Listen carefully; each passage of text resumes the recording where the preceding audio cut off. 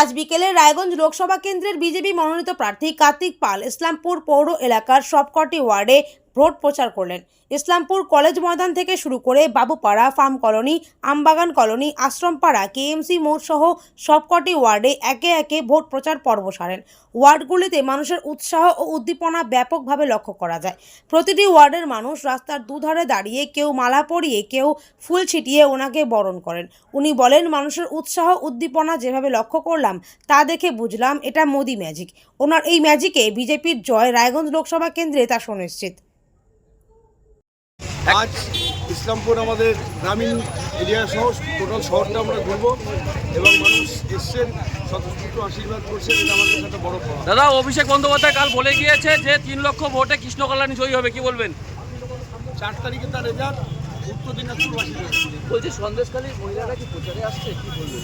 ওনারা এসছেন, বিভিন্ন জায়গায় যাচ্ছেন, মায়েদের কাছে যাচ্ছেন। আর কোথায় কোথায় যাবেন আজকে? আজকে গোটা শহর ঘুরবো।